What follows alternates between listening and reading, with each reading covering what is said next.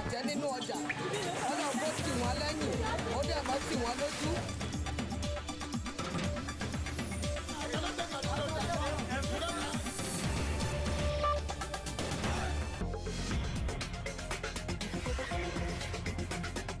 ìgbàwà tí nàìjíríà ń ṣe ọjọ́ oúnjẹ dẹ̀ tún wọ́n fún àwọn mẹ̀kúnnù ilé ẹjọ́ kò sówó nǹkan.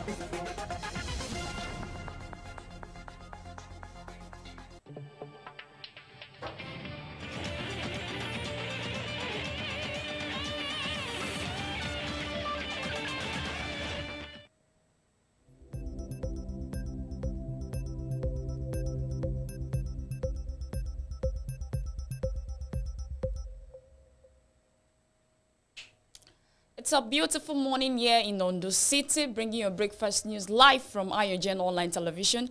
I am Makunjola Luatus Nesta. Here are the headlines.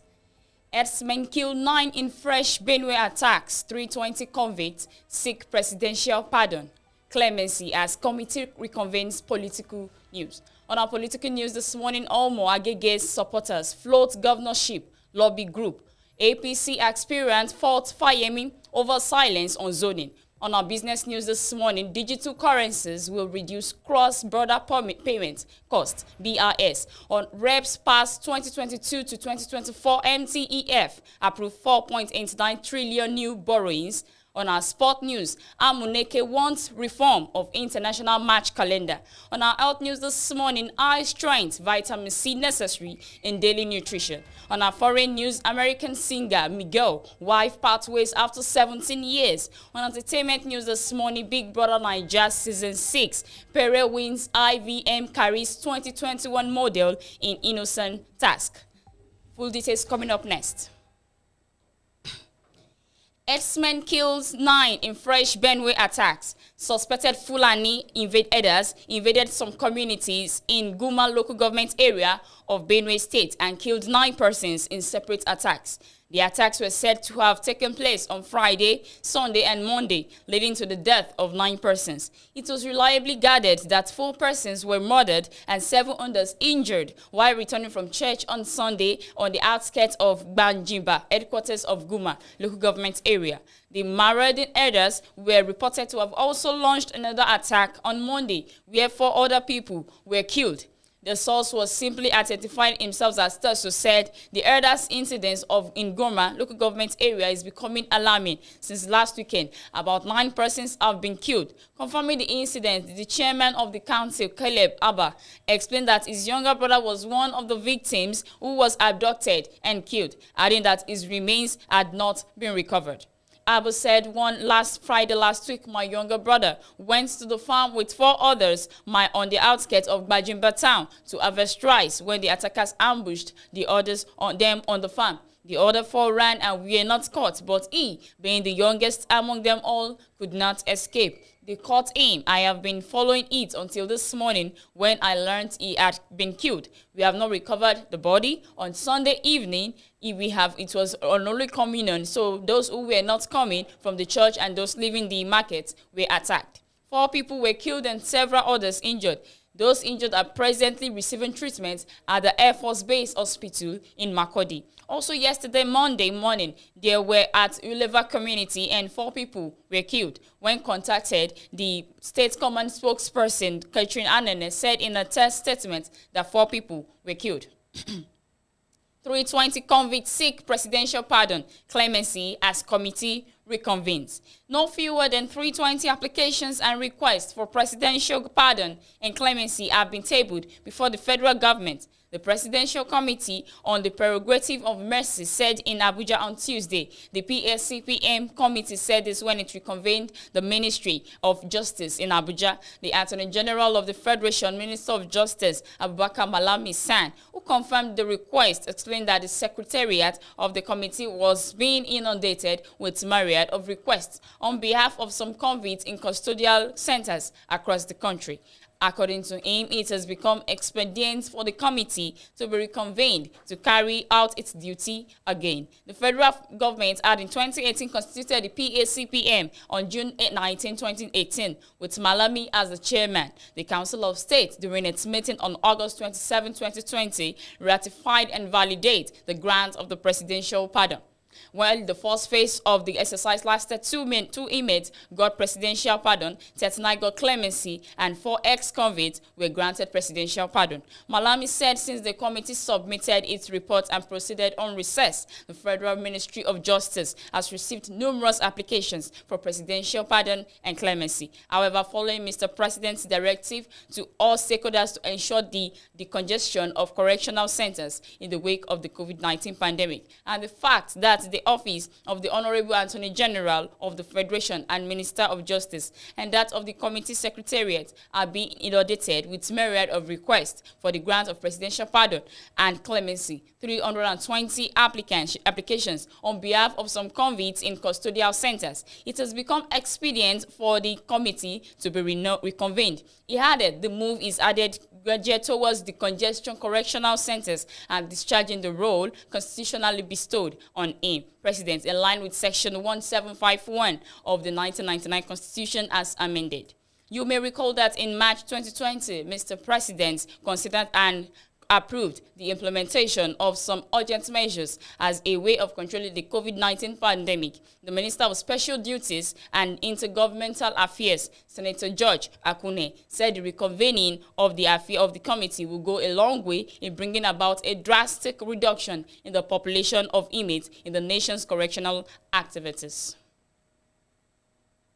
On our political news this morning, Omo Agege's supporters float governorship lobby group.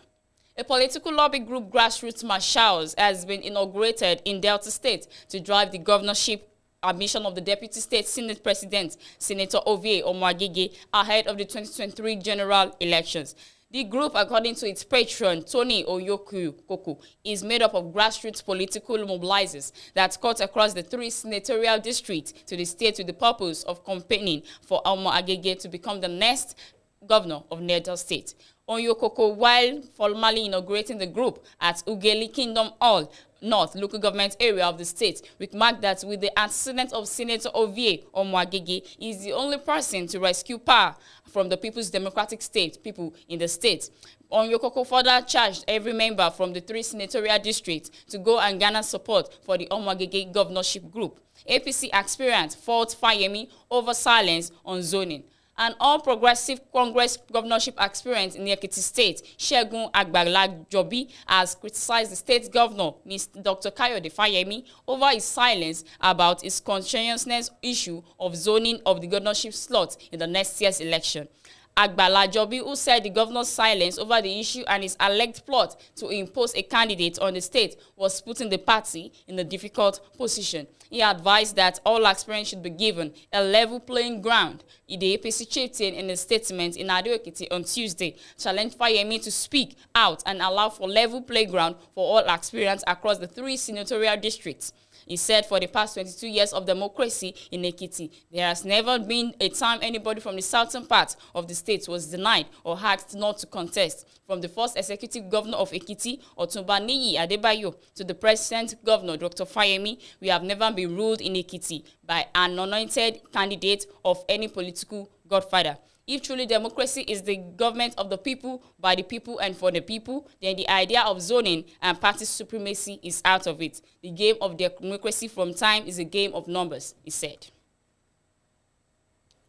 On our business news this morning, digital currencies will reduce cross-border payment costs, says BIS. The Bank of International Settlements has said digital currencies will reduce the cost of cross-border payments. BIS said this in a report titled Italian Lawyer Rock to M Bridge, building a multi-CBDC platform for international payments. According to BIS, CBBs can reduce the process speed of cross-border payments from 3 to 5 working days to only a few seconds. The bank made this claim as part of the conclusion it drew from Phase 2 of Project Lion Rock involving the central banks of China, the United Arab Emirates, and the Hong Kong Monetary Authority. BIS said the prototype demonstrates a substantial increase in cross-border transfer speed from days to seconds, as well as the potential to reduce several of the core cost components of correspondent banking. In the report, PricewaterhouseCoopers estimates said there was the possibility of a 50% reduction in the cost of a cross-border payment. Reps passed 2022-2024 MTEF approved 4.89 trillion new borrowings.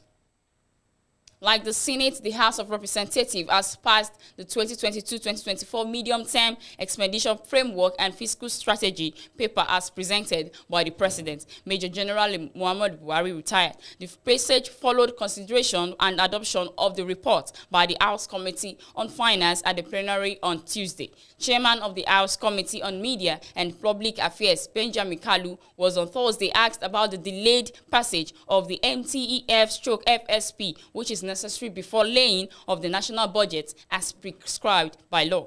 The MTEF hired budget by laying President later in October. The committee recommended that the external borrowings proposed by the federal government to finance the deficit in the 2021 budget be approved. It also recommended that most of the parameters proposed for the next fiscal year be approved as presented by the executive arm of government. In this report, the committee recommended that the daily crude oil production of 1.88 million barrels per day, 2.23 mbpd and 2.22 mppd for 2022-2023 and 2024 respectively be approved in view of average 1.93 mbpd over the past 3 years and the fact that a very conservative oil output benchmark has been adopted for the medium term in order to ensure greater budget. The panel also recommended that the proposed benchmark of oil price of $57 per barrel for 2022 and $55 for 2023 and 2024 be approved based on oil forecast by the World Bank and consultation with the NNPC. That the exchange rate of 410.15 naira proposed by the executive for the 2024 to 2022 be approved, that the projected GDP growth rate of 4.20% be approved, that the projected inflation rate of 13% be also approved, that the fiscal deficit estimate of 5.62 trillion naira, including the GOEs, also be sustained due to the federal government's conservative approach to target setting and its determination to improve collection efficiency of major revenue-generating agencies, while it continues to enforce the implementation of the performance management framework for GOEs by ensuring that they operate in a more fiscally responsible manner whilst reviewing their operational efficiencies and cost-to-income ratios as declared. The committee further recommended that the projected new borrowings of 4.89 trillion naira, including foreign and domestic borrowing, be approved, subject to the provision of details of the borrowing plan to the National Assembly realism. On our sport news this morning, Amuneke wants reform of international match calendar. Former Super Eagles assistant coach Emmanuel Amuneke is keen to see a reform of the international match calendar to allow more players from Nigeria and across Africa to play on the highest stage. Players have been asked for their input to a wide-ranging review on football's future, with expertise also being sought from other stakeholders across the sport. While nothing is decided for the schedule after 2024, FIFA has welcomed diverse views and a big debate in order to optimize the calendar for all involved. Given a broader cross-section of the world's talent the chance to shine, Amuneke was a member of Nigeria's golden generation that won the 1994 African Cup of Nations title in Tunisia and qualified Nigerian for a first-ever World Cup in USA. The former Barcelona winger was also part of the squad, clinched a history gold at the 1996 Atlanta Olympics. He believes the only way African football can develop and equip its players with more knowledge of the game like the Europeans. Football is continuously evolving and changing, Amuneke told FIFA. I think the only way we Africans can do better is by going back, by developing our players. It is true that we have a lot of great players in Europe doing very well, but of course, we also have to think about those playing in the country and how can aid them to become much better players and how we can develop them. I have always believed that in football, when a player is more knowledgeable about the game, his decision-making becomes much better. I think educating our young players and preparing them for the future is the key. Over the years, people have said Africa is going to win the World Cup, and I agree, but we cannot win the World Cup just by talking. We have to develop the young generations and lay foundations for the young ones to be in a position to be able to compete. Amonike took note of the stress the global stars are under in terms of intercontinental travels and the need for players to have rest periods in order to optimize the performance. I think the period of resting for players is key, adds Amonike. Add in the calendar if there is a way to fix that. It's a welcome development that can aid the clubs and the national teams. On our health news this morning, high strength vitamin C necessary in daily nutrition. The Ikeja Zone chairman of the Association of Community Pharmacists of Nigeria, Vivian Ibe, has urged Nigerians to incorporate high-strength vitamin C in their daily nutrition, in noting that it is crucial to boosting immunity against infections, including COVID-19. Ibe pharmacist made this call at a community outreach program organized by the ACPN Ikeja branch at the Area F Police Command Ikeja. The outreach was targeted at the man of the police force. The program was in celebration of the 2021 World Cup. During the event, Ibe also urged all Nigerians to follow all the non-pharmaceutical measures in preventing COVID-19, noting that the viral disease is still prevalent in the country. Speaking, she said, it is very essential to follow the non-pharmaceutical interventions recommended for the prevention of COVID-19. These are what we expect of members of the community to do. They should also use high-strength vitamin C. For instance, we are to use the 100 millimeter of vitamin C, where we just pop up in one or two tablets. However, in this period, we need our community to know that they should be on higher strength vitamin C on a daily basis, because that way their immune system is bolstered up to help them fight infections, not just COVID-19. Ibe urged the police officers to re-embrace regular medical checkups, stating that they should undergo health screenings ranging from eye, blood sugar, blood pressure, vital signs, prostate, hepatitis, and HIV examinations, among others. Also speaking at the event, the Lagos State Chairman of the ACPN, Lawrence Ekato, said that the outreach was targeted at the men of the force because they may not have time to take care of their health due to the pressure of duty. He urged Nigerians to take the COVID-19 pandemic seriously, stressing that the viral infection is not a myth, as some people erroneously believed. COVID-19 is real. Members of the public should not delude or deceive themselves that there is nothing like COVID-19. As community pharmacists in Nigeria, we are urging members of the public to take it seriously. A lot of us have lost loved ones. If we have not, we know of somebody that has died from the disease. We don't want Nigerians to become statistics for the infection before they realize this. We always advise them should take precautions. The non-pharmaceutical measures should be continued, and most importantly, get vaccinated.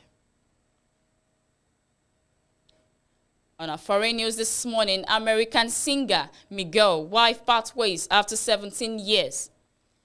Popular American singer Miguel has parted ways with his wife, Nazani Mandi, after being together for 17 years. After 17 years together, Miguel and Nazani Mandi have decided to separate and have been for some time now. The couple both wish each other well. Representative for the couple told People exclusively the pair, who dated for 10 years before getting engaged in 2016, were married at the Human Bed Nest Ranch in Simi Valley, California in November 2018. Speaking about their long relationship during a radio show, Miguel told Alt 97 in 2015 that I've come so far as a man and I'm just starting to feel solid where I can be like, you know what, I think I can hold this down legitimately. I think now people throw things around like marriage. I just wasn't raised like that. I just follow my instincts. I think she's learned that and she's had to adjust and had to learn and also embraced. And I love her more for that. Earlier this year, Mandi spoke to People about how she and Miguel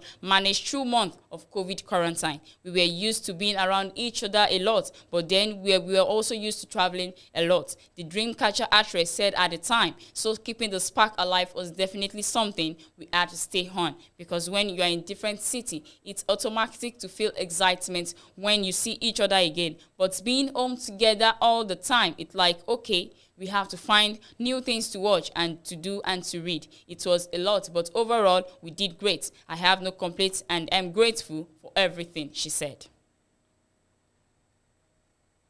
On entertainment news this morning, being the last segment of our breakfast news this morning, Big Brother Naija Season 6, Pere wins IVM carries 2021 model in Innocent Task.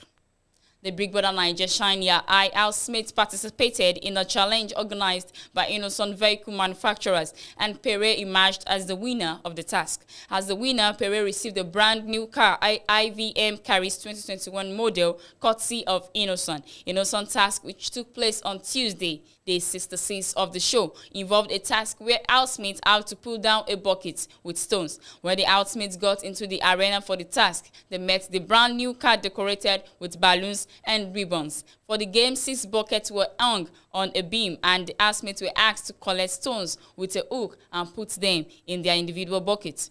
The first housemate whose bucket falls as a result of the weight of the stones would emerge as the winner of the car. As the game began, White Money wrongly hit his stone on the bucket and it accidentally fell, making him lose out of the game. However, the rest of the housemates continued filling their bucket, and Pere's bucket was the first to fall due to the weight of the stone. After the task, Pere was announced as the winner, and together with other housemates, they opened the car door and looked inside the car before Biggie sent them back into the house. And that will be that on our breakfast news. We'll be right back.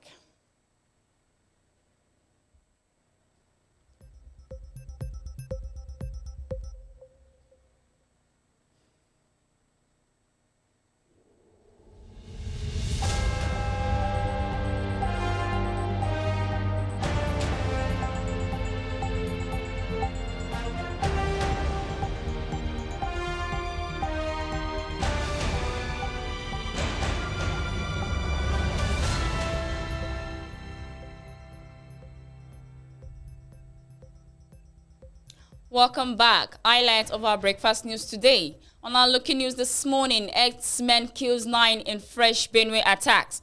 320 convicts seek presidential pardon, clemency as committee reconvenes. On our political news this morning, Omo Agege's supporters float governorship lobby group. APC aspirant fault Fayemi over silence on zoning. On our business news, digital currencies will reduce cross-border payment costs, BRS.